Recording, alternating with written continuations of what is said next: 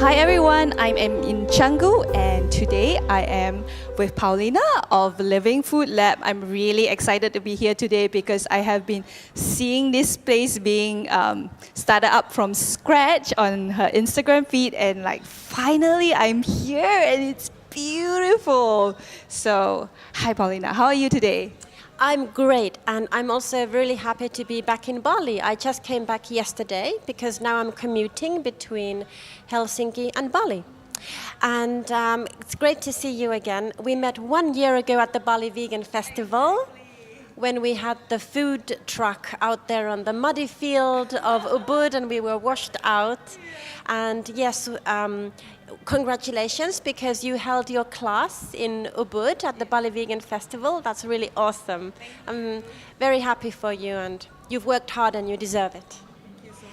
And this weekend in Canggu, the 12th, 13th and 14th of October, we will be at the Canggu Bali Vegan Festival. Oh, awesome. Yes. And yes, now you are here in our Canggu location. We have two others. We have a cafe at the Green School, which serves the school community. And we have another cafe at the Green School, which is open to visitors and tourists. And it's together with the Bridge, which is a co-working space there. This is the one which is industrial size, industrial style, and it's like total contrast to the jungle environment of the Green School. We have the cafe here with the coffees and the teas, and over there we have the liquid lab.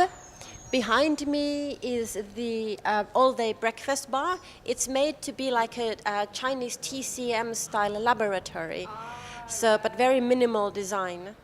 And this is our floating sofa, which doubles as a stage for musicians such as Guitar Man, And upstairs we have the co-working space and art gallery, our education lab, although we are still putting together our education program. And our kitchen, which is all open, so it's all a very open concept, because of our belief in being open and preparing the food with love and integrity. So we just want to lay it out there that this is what we do, and we're not hiding anything from anybody. So we make everything from scratch, and I think it's great to show that process also to our customers.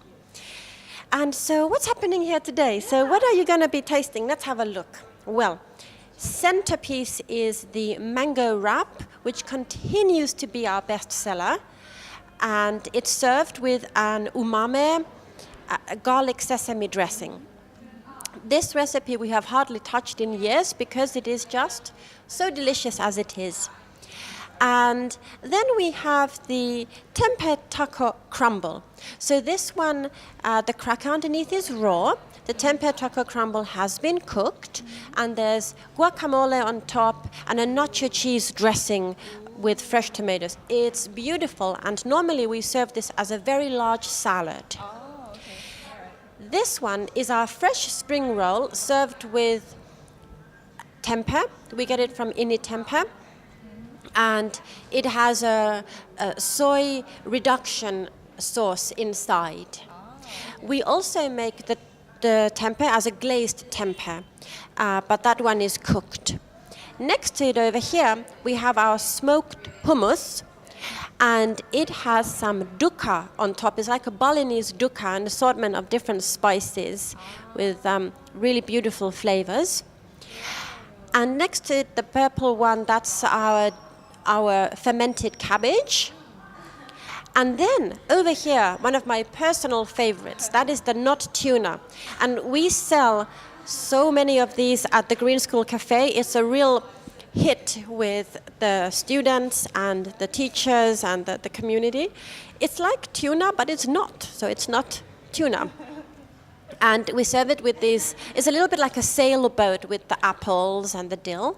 And normally the most popular way that our customers eat it is served on top of the starter-lap sourdough bread, which we serve either fresh cut or toasted.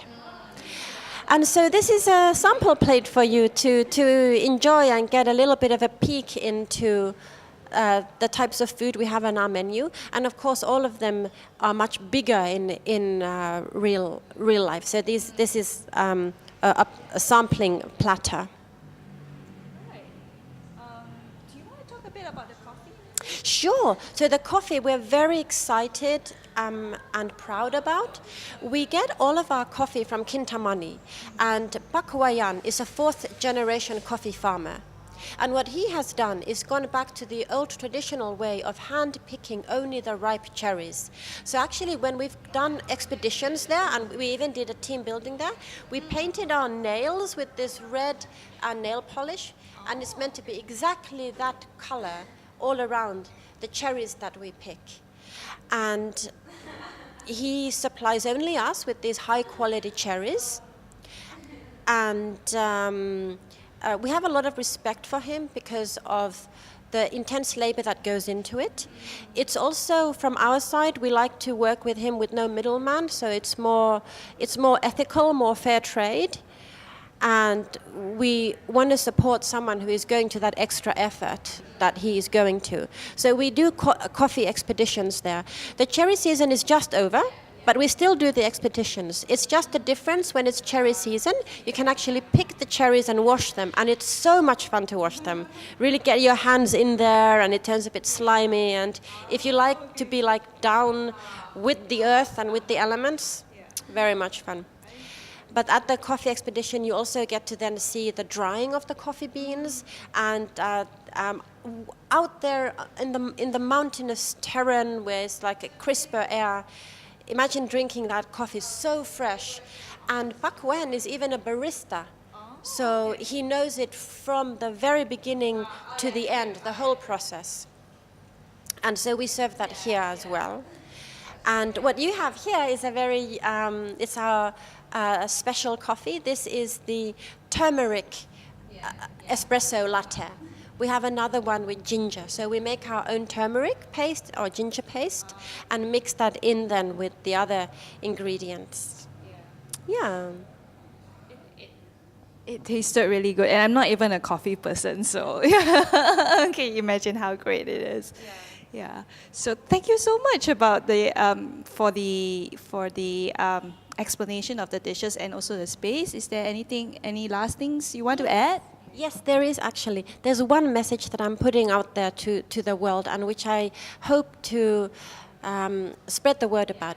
It is that I have a personal mission, which is to bring plant-based food to schools and hospitals around the world. So we have started at the Green School, and it's a perfect like launch pad for other schools. So anyone out there who's watching this and is involved in schools or knows somebody who is involved in school food, please reach out to me or to someone at the Living Food Lab. Because imagine what kind of a difference we can make if we actually start kids young at schools on a plant-based diet. So I feel that with the plant-based food, they have more clarity of mind, more strength of body, and more joy of spirit. And what an impact does that actually have on their learning and the enjoyment that they have at the school. And then hospitals. This I have no experience of yet, but someone's got to start somewhere. And hospital food should be healing and nourishing and revitalizing, and it should continue after the patients go home, that they know how to prepare good food. Instead of, at the moment, right, it's maybe it's a little bit strong to say killing them, but it's certainly not doing good to be eating dairy and gluten and fried foods and just food that has no healing elements or properties. So that would be my one request. Yeah. Thank you for coming here, and thank you for this opportunity to spread the word. And see you at the Bali Vegan Festival this weekend. Right. Thank you so much. Yes, and I can't wait to dig in now. All right. I love talking. See you.